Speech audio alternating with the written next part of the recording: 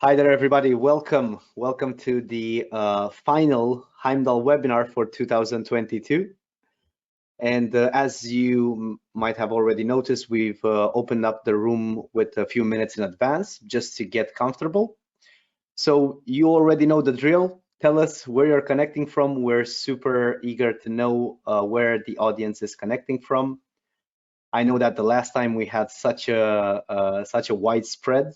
We had Europe, Asia, Africa, United States, even New Zealand, which was shocking to me. So if you guys can let us know, okay. And we have people coming in. We have India, we have Hungary, South Wales, UK. Okay, that's super cool. The question is, Andre, if that's New South Wales, but it's probably just south of Wales. But that's cool. And good to meet everybody. My name is Morten. I'm the CEO here. Andre invited me on, so happy to be here on with Andre for this webinar. Thank you, sir. Thank you. And we do have the response to the South Wales. It's I'm afraid not. So you are spot on. And guess what, sir? We also have Asia coming in. We have Thailand, the land of smiles, joining us today. So as expected, we will have a very wide geographical spread on this webinar. Guys, I also want to ask you, actually, ladies and gentlemen, because I see also we have a bunch of ladies joining in. I also want to tell you that we have some animations on the slideshow. So if you guys notice that these are freezing a bit or that you cannot follow the information, just let me know and I have a fresh presentation without the animations, right? So when I start the slides, please let me know so that we can make this experience as nice and as smooth as possible for you. And we also have Trinidad and Tobago joining us. Hello, Donna, welcome. We're all over the place, literally. Yes, sir, we are. Exactly as we like to be, right? Spread across all geographies. Okay, let's see the time. So it's sharp. So everybody, as you already know, we like to respect your time. That's why in December, we have a short session. And without any more delay, we want to go into the session. Since this is a public webinar, I do need to tell everybody who is Heimdal. Now, Heimdal is a Danish cybersecurity company that currently services customers across the globe with 9 products, and you will notice a change to my slide. You will notice a golden product in the lower right corner. This is the product that we are releasing in early 2023. And this is the product that literally unifies and glues our stack together even more than just the one agent and one console. And as mentioned, we are currently servicing customers around the globe, and the current number is 1,100,000 plus. Now 11,000, Andre. 11,000. Sorry, it's a tough number, I know. I'm a bit excited to have you on. So yeah, thank you for the correction. Now, the agenda for today is going to be easy. We're going to have our CEO introduce himself. Then we're going to look a bit at where is cybersecurity right now, what's happened in 2022. Then we're going to look at where this is going and what you need to know about it. How do you stay ahead of it? And last but not least, which is the most interesting part of the session, we are going to have a Q&A with the CEO. We did check all the questions that you guys asked, and we will look at some grouping of the questions. And in case we miss one, don't worry about it. All questions will be responded. But for the sake of respecting everybody's time, we will take as many as possible now. With that being said, I want to pass the mic a bit to our CEO so that he can say a few words about himself. Sir? Yeah, good to meet you, everybody, and thank you for joining in this afternoon. For some, it's going to be morning, I can understand. For some, it's going to be evening. But a pleasure meeting all of you. So my name is Morten. I'm the CEO here at Heimdal. Been here from the start, and also the founder, of course. Heimdal being from 2014. As we kind of put on the slide here, what we try to do with cybersecurity here at Heimdal is to first of all make it simpler. So the product has a really nice and easy to use layout, but at the same time we try to be very disruptive. So we've launched a number of very disruptive technologies throughout the years. We were the first to lead on the ransomware charge back in 2000. I think it was 15. Might not have noticed at the time, but we were actually the first. We've then kind of innovated a number of technologies across the board within privileged access management, and now also what we're going to be showing you today as well at the end, for sure, will be a game changer. So that's kind of my person in a nutshell. I won't bog you down too much with more background on me. Thank you, sir. Now, ladies and gentlemen, as mentioned, before we look at 2023, it's also important to see exactly where did 2022 leave us. So for that, I actually want to initialize a poll and ask you a question. So you should be seeing on the screen in a few seconds a question. What do you feel were your biggest IT or cybersecurity challenges in 2022? And we have a few of them. We have time to patch or patching in general. We have lack of visibility and control over network traffic. Again, lack of visibility and control over applications, managing admin rights, staying ahead of the ransomware threat. So if you could just tell us exactly what was your biggest pain point over here, because it's important to understand exactly where did you look at, because all of these are pain points. And if you look across the web, a lot of people are complaining about stuff like this, but I really want to see what the audience says, what this session audience has to say. It's really neck and neck, huh, Andre? I see almost all the voting is in, but it's close on some of these. Yes, sir, and we do have the two of them trying to catch the lead. And yes, I will just give it 5 more seconds and close the poll and share with everybody. Okay, closing poll and sharing the results with everybody. So the majority, if I'm seeing this correctly, because I'm seeing this in a small window, is staying ahead of the ransomware threat, which is one of the biggest problems that we're facing right now, not just due to the fact that we risk losing our data, but they're also doing that triple extortion, which that's a big problem. They're extorting you in the first part to give the money or the Bitcoin for the decryption. They're extorting you with the fact that they will release your data on the dark web for sale. And last but not least, they're looking in your data and contacting partners or customers of yours and telling them that if they don't pay, they will share their data as well. So it's super dangerous. But the good thing with all of these is that if we do organize properly, we can actually stay ahead of all of these. And I'm quite sure that you know methods, and you know we have methods for that. So with that being said, I'll continue the slide sharing. I will hide the poll. And since you guys are active right now, let's also look at some facts about the 2022 threat landscape. And again, I would need you to be active in this one. So I'm going to ask you, use the chat, tell us how many websites do you think were hacked on a daily basis in 2022? And this is of course super interesting, Andre, as well, isn't it? Because it's keen to see what the crowd answers, but I think it'll be a quite wide. Well, I know the answer, don't I? So I think it will be a quite wide range of answers here. But let's see. Okay. We have an interesting number, many. So yeah. By the way, guys, this is how many are hacked per day, not per the entire year. I'll need to reverse some mathematics here with the 15 million, 3 million, 1 million. But yeah, it's interesting. It's interesting. So we do have a lot of responses. 100 per day. We have 150 per day. 300,000, 10, 20,000. But the actual statistic close to year end is 30,000 websites hacked daily. These could be the websites that you access on a daily basis, like I don't know, your Netflix, your HBO, your CNN, right? These are hacked and they're used to leverage attacks versus you, with the owners of the website not even noticing in real time. Now, another fact that we wanted to look at and ask you is how many new pieces of malware are detected on a daily basis? What's your opinion on this one? How about you, sir? Yeah, well, I cannot know the answer, Andre, don't I? But I think here, let's see what the crowd says really quickly. I think it could be interesting to move a little bit at pace of these, not give them too long to think, just to see what comes out the other end. Because I mean, there's definitely a lots of movement in the malware space at the moment. But yeah, we'll come on to that in a second, because this all ties into something really interesting we want to delve into, I think.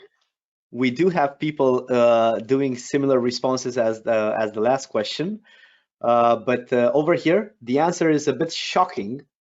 It's over 500,000 pieces of new malware detected daily. This is taking all the vendors into account, all the intelligence databases. So it's shocking, right? How many new things are coming out in the cybercrime world. Now the next one, and I'm just gonna give you guys 10 seconds to respond to this. And yes, Gary, you're shocked about the answer, but this is the statistic that is close to year end. How many organizations do you think reported a breach, an attack in 2022? And this is in percentage. So guys, 10 seconds, tell me exactly in percentage, how many do you think were reporting attacks in 2022? And you did say breaches, so just we need the crowd to be sure that it's actually attacks, yeah. Because of breaches you need to report, at least in Europe, you need to report that to the data protection agency. So slight different. Okay, it's attacks. Okay, so we have a lot of people voting in for 25, 60, 65, 80%. And the guys that are going at 60, 65 might know something. It's 64% of the organizations worldwide have reported attacks in 2022. And the last question before we look at some graph statistics, how often do you think a web attack takes place in 2022? This is the last one, and as mentioned, we are just gonna spend a few seconds on it. Every minute, every 5 minutes, and the answer is every 39 seconds. So it's under 1 minute. And Alf, you're almost there. You had 30 seconds on it. So thank you as always for being so interactive. This is why we actually love doing these sessions with you, because just presenting something and not talking to the audience is not something that we actually like doing.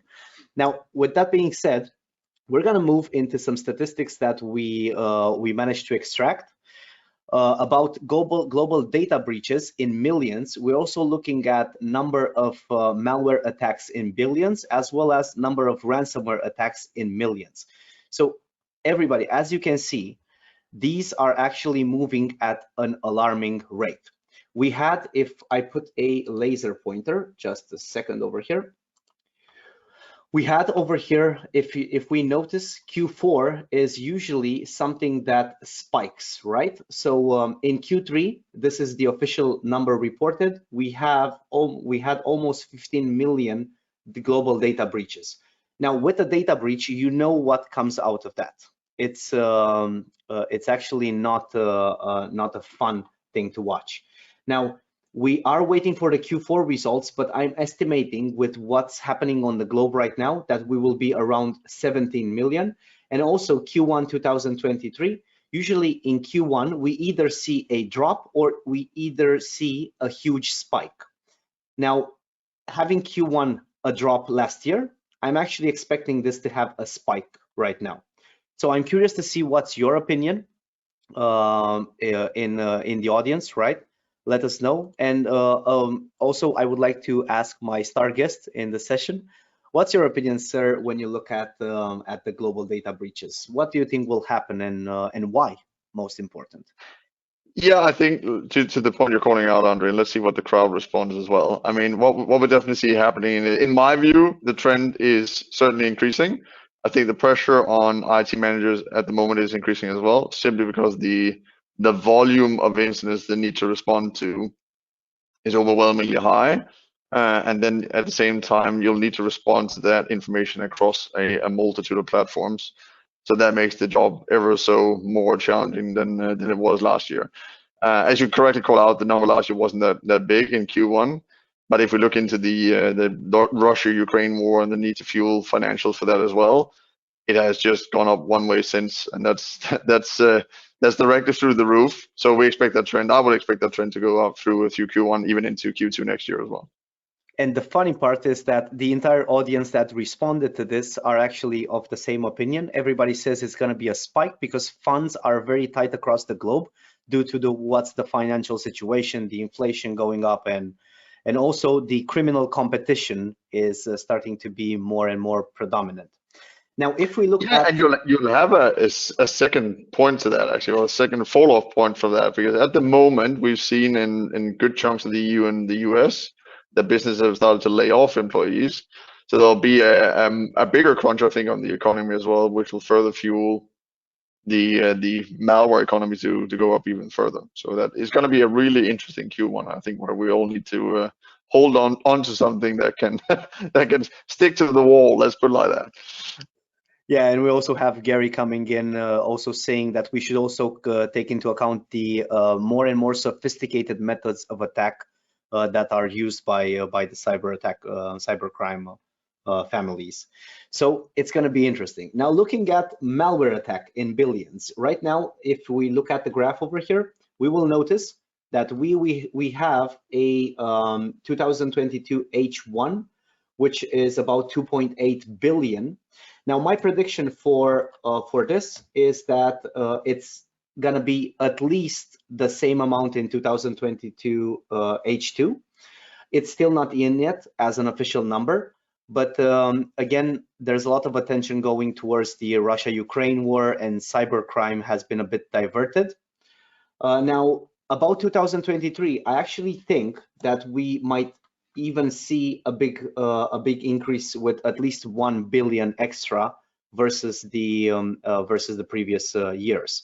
So I would like to ask both the audience and you, Morten, what do you think about this? Is malware still being one of the main concerns?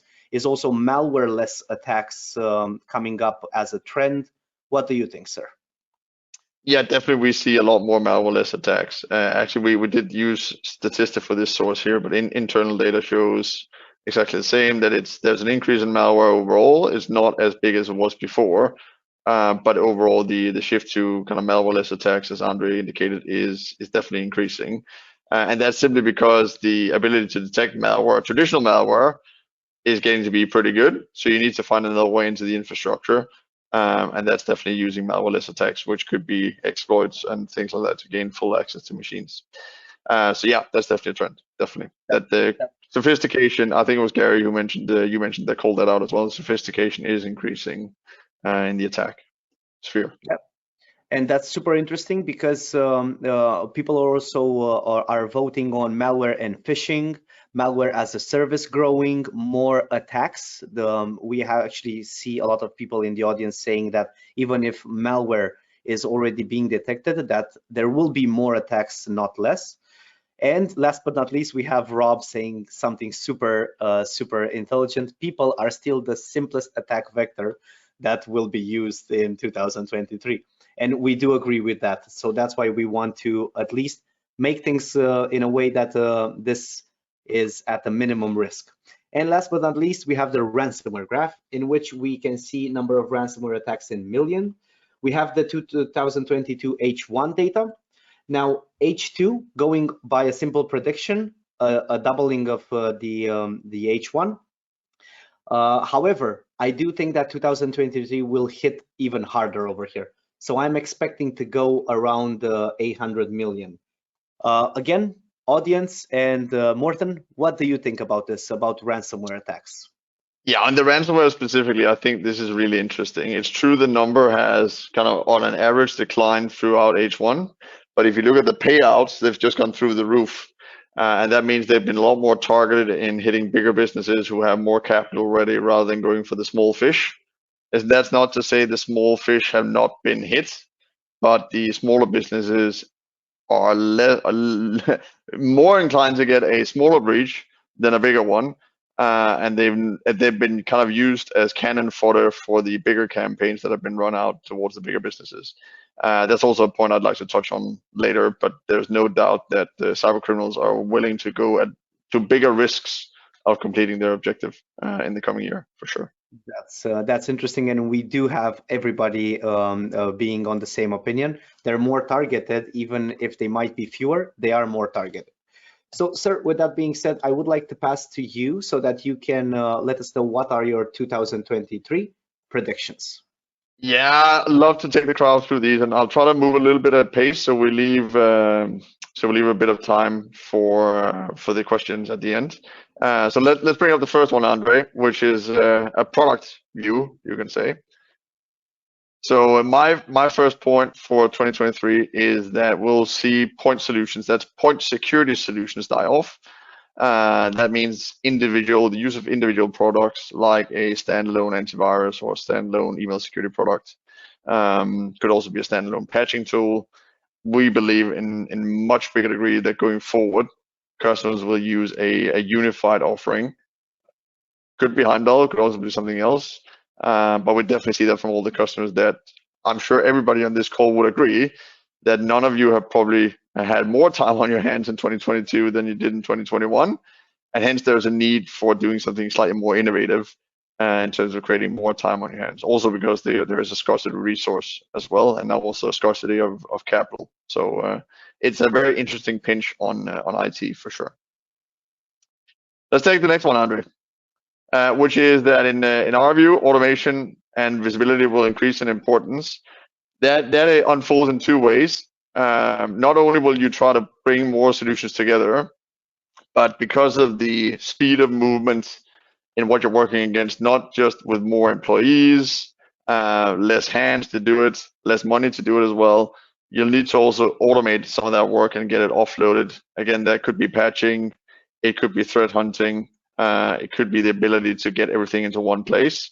Where today you might need to kind of put on a SIEM or get other tools to do that kind of combination work for you of bringing visibility to the data, but it still takes time. So you need to find routes to reduce the time spent in IT overall.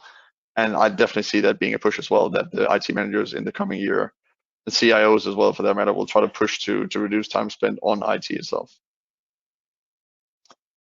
Let's jump to let's jump to the next one. And this is, of course, a very delicate view to share in a webinar. But I do honestly think that if any of our partners are on this call, I do honestly think that MSPs are going to be a prime target. We already see that a little bit now. So we've seen some of the bigger US MSPs getting hit very hard in the latter parts of the year here. We do expect that to, and I personally expect that to spread across to the mainland Europe as well, where of course our biggest representation is.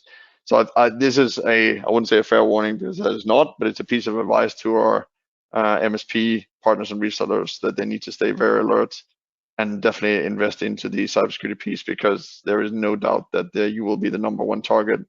Most of you access an average of 100 to 200 customers. So it's an easy way of gaining access to 200 customers in one attack in one go.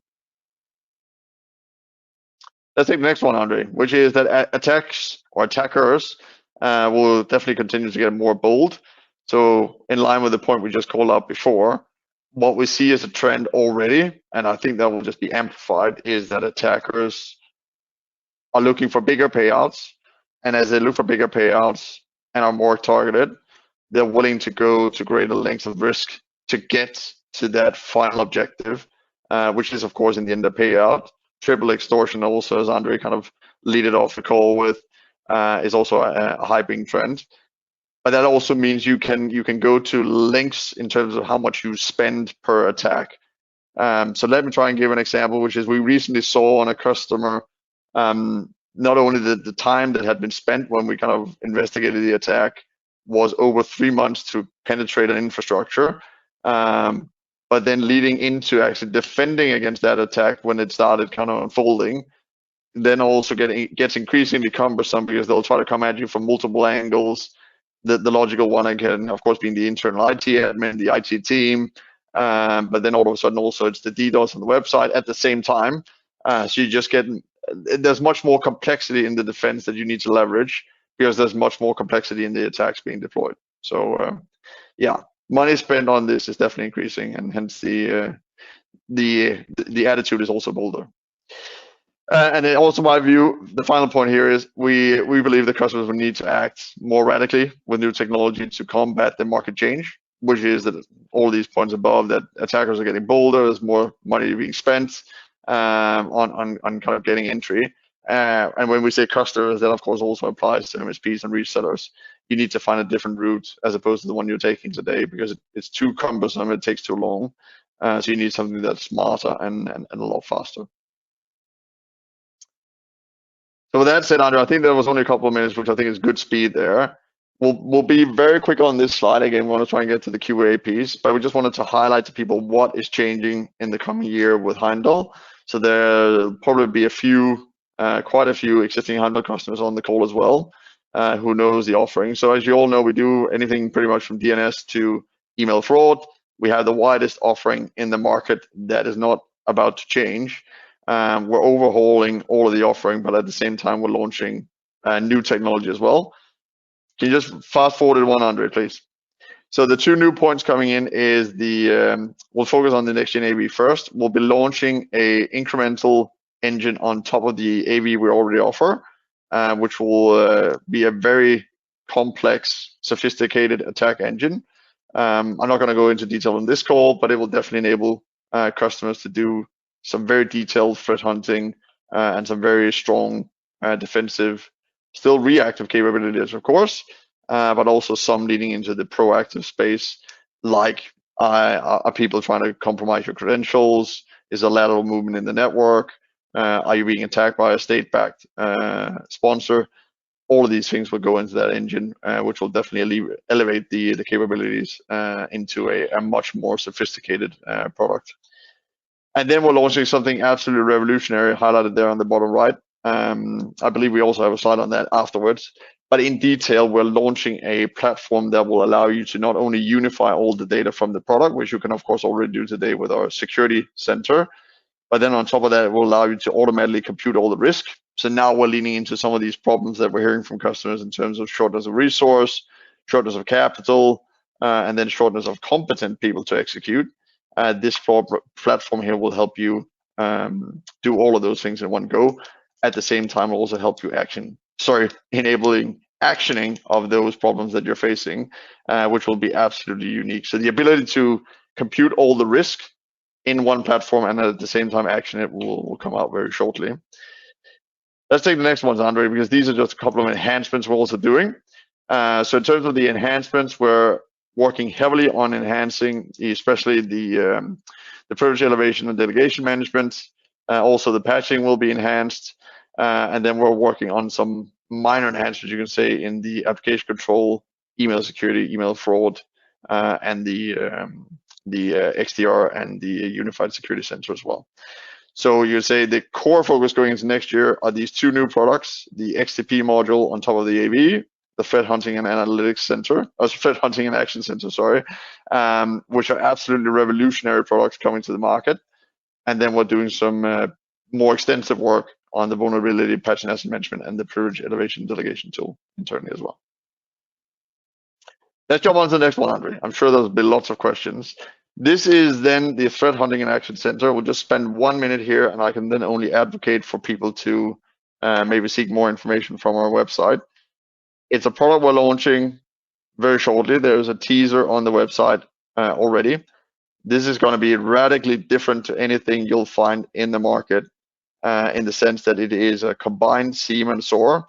Then some very knowledgeable people will then call out and saying, well, that already exists in the market. I can get Azure Sentinel from Microsoft. It does exactly the same. Absolutely no, it does not, because this platform stands out by automatically computing all the risk from all the modules that rolls into it. At the same time, it scores it against the MITRE matrix. At the same time, it allows you to automatically or manually action all those risks from the platform, which no other platform will allow you to do.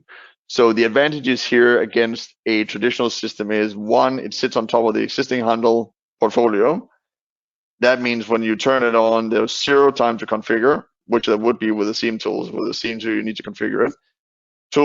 Number 2 is the 0 time to analyze, which is also a very, very big differentiator because it does all of the analysis for you.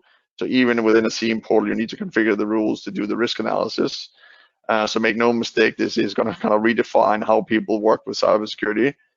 Then thirdly, it gives you the ability to action. So no other platform in the market will allow you to action directly from the analytics module. And we can of course do that because it's built directly on top of the Heimdal stack. So literally this will allow you to do anything that you can do with the products that we offer, which means anything from doing patching on exploits to being able to isolate a machine and quarantine a file, elevate privileges on a device, de-escalate privileges on a device, release emails, see emails that are being processed. You can even see where the devices are communicating to and from across the globe. It's going to be an absolutely mind-blowing tool for everybody, I'm sure. Before we move on, we have somebody saying, "Wow, when can we get our hands on this?" So yeah, and what the ETA? And everybody's asking me the same. We are expecting that we can start demoing it very, very shortly. We'll probably allow the customers to start having hands-on with it early January as well. We are absolutely excited to bring this product out because it is going to be so radically different to anything else you can find in the market. So I would say you can start tinkering with it early, mid, maybe late January, because it is still in development, of course, but that will be a realistic timeline. We are using it already internally with some phenomenal results following that as well. Thank you, sir. So should we still stay on the XDR SOC? No, let's skip that one, Andre. I just wanted to highlight to people that we're renovating that as well in line with it, but I see time is almost up. So let's jump to the QA piece maybe, because I think that's also what people are here for. And Perfect. then we can send out the recording. So, ladies and gentlemen, we will do a short extended of 4 or 5 minutes maximum. Now, before moving to that, I just want to let you know that you can download the data sheets for both the Unified Intelligence Security as well as the Threat Hunting and Action Center from the handouts space. Next, before we jump into the Q&A, I also want to announce the first 2023 webinar. It's going to be 2 sessions. And everybody will receive an email with the link, and we'll also have it in the chat very soon. And now the Ask the CEO part, which is what you all registered for. I do believe we covered all of these questions and all the questions from this particular space already. So we're gonna jump to the next slide. And sir, I do want to ask you over here, one of the questions stood out, which is this one. Why is XDR from EDR, NDR, and HDR hype different from a SOC operated with a full SIM, SOAR, AI ops, and full stacks integrated together? It is a very long question, isn't it, Andre? Well, in my view, I mean, the cool thing about XDR is it brings kind of all of it together in one. And then if you look at that platform, which we just shown you there, I think the really, really cool thing is with that platform is it will allow you to do all of that yourselves as well. So for those who are looking for XDR and currently considering outsourcing it, that platform will allow all of our partners to run their own SOC for their customers if they want to. But at the same time, it can also allow mid-market customers and enterprise customers to run their own without having to outsource it. So I think it's going to be a mind-blowing offering in the sense that it will bring kind of all the EDR, NDR, HDR together in one box. It will do all the AI for you and then literally leave the actioning to you or for you to automate in the platform as well. And you don't need to integrate anything into it. It just does it right off the bat, which is, again, completely different to anything you can find in the market. So, and this kind of ties to the lower ones as well. And just to be clear, I mean, Andre spent quite a bit of time flushing out these questions before the webinar that people send in. So, and thank you for that as well. My pleasure, sir. So next, I believe we did cover what's Heimdal's roadmap, what's our biggest challenge, what's our next step. But one of these questions stands out. Are there any incoming big changes for Heimdal that need to be done in the next 5 years? Yeah, and that's also a great question. As kind of we just leaned into here, we're on the verge of putting out something radical / we kind of already launched it. I think that will be, if you look at the market and where Heimdal sits now, I would definitely say we have a 2-3 year technology advantage. Again, the closest alternative would be Azure Sentinel to what we're just bringing out. But Azure Sentinel is nowhere near that kind of capability where it can basically do the work for you if you wanted to, or it can help you do the work at least. So I think, yeah, the next 5 years, it will bring more of that, of what we've just brought out. And I hope that people will still be with us in 5 years and we can look back on this webinar and hopefully say I was right. A lot has happened in the last 5, but I do honestly believe that platform there will lead the mindset of how people work with cybersecurity the next 2-3 years for sure. And then as we refine it, hopefully that can extend into a 5-year period. Perfect. It will basically bring the game back into the hands of the defender rather than the game being in the hands of the attacker. And I do believe we actually have this question coming on the next slides. Will this threat of cybersecurity ever subside once companies wake up to the risk and apply the appropriate countermeasure? Basically, will this cat and mouse game between cybersecurity and cybercrime ever subside?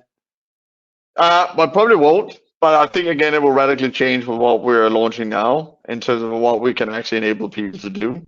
Is it going to be perfect right off the gate? No, clearly it's not. But I think it is going to be radically different. So you don't need to, if you take the car methodology, you don't need to wear a seatbelt as much anymore as you did before. It will actually allow you to do the driving rather than letting the attacker do the driving. You'll be able to spot them a lot faster as they try to penetrate your infrastructure. And the system will help you do that. So it's almost a self-driving Tesla, I would say, if you wanted to put it like that. Perfect. And then we're just gonna jump to the last slide. And since we're in the last minute, I promised an extended of 5 minutes. We want to ask you, sir, which is the model that you see the strongest in Heimdal compared to the competition? Yeah, I can only choose one, huh? That's awesome. I mean, yeah, that's great. I'm probably gonna have to choose 4. I mean, we know we're not the market leader in all of them, clearly. I would probably call out 4 where I do see us being the market leader. Some of them we're polishing as well because we know we need to continue to polish.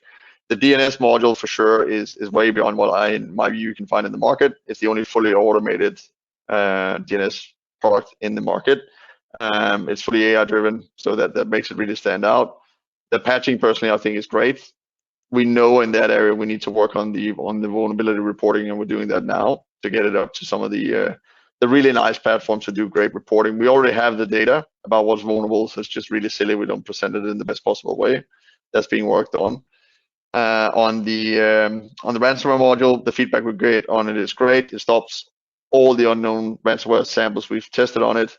I'm not saying we don't need to refine it. We are working on the false positive ratio there. And then on the PDM, I think it's great. There's a couple of things, as I've called out before, that we're ironing out, but it is definitely on the feature side, it is the market leader in there for sure. Perfect. And with that being said, more of a personal question: what does a cybersecurity CEO do in their spare time? If you I love doing rowing on a rowing machine, and I love biking. So I try to stay reasonably fit, and it helps us get all the new ideas as well when you're not just sitting in front of the computer. So those would be my kind of 2 preferred choices. Going out and being very active is a preferred choice.